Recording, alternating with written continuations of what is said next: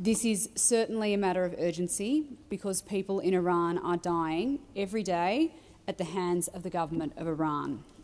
Women are being killed. Children are being killed. Innocent civilians are dying. And while Iranian authorities have done their best to hide from the world what is happening by cutting off internet and access to social media, the world knows who is responsible for this. I'm sure every senator in this chamber has received countless emails and social media messages and phone calls from the Iranian community making clear that they want action, not just words, from our government. It has been more than 2 months since Mahsa Jina Amini was killed. I've been calling for urgent action by the government since the week of her death back in September.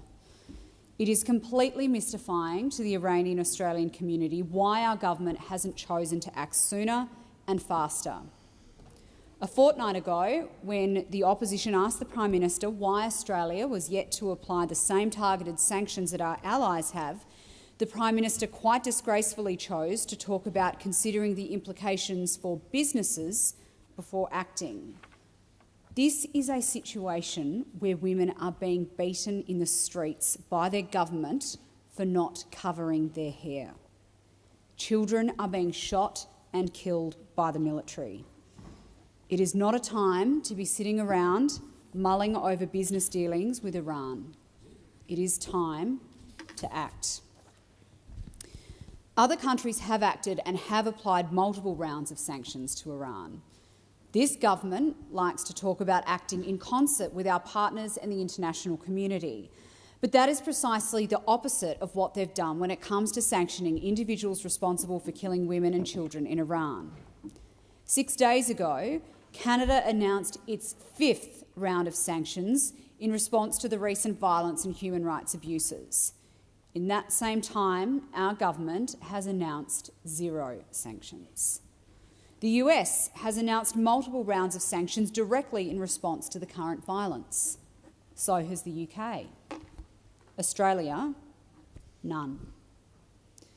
These sanction notices provide long lists of individuals within the Iranian regime who our allies have identified and taken action against, along with detailed explanations of why they're being sanctioned. Yet when I ask the Foreign Minister and the Department of Foreign Affairs whether we agree with our allies that those individuals deserve to be sanctioned, all we receive in response is no comment, we can't discuss that. By the way, if you go and look at the Hansard for those Foreign Affairs estimates held 13 days ago, we still haven't had a transcript published. What is going on?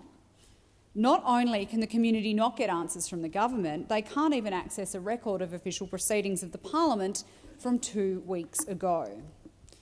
I am pleased that yesterday the Minister confirmed that government agencies tasked with countering foreign interference have been tasked to look at the threats and intimidation made to Australian critics of the Iranian regime.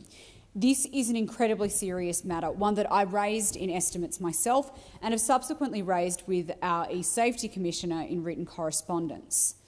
Security and intelligence services around the world are making clear that this is a very real and very dangerous matter.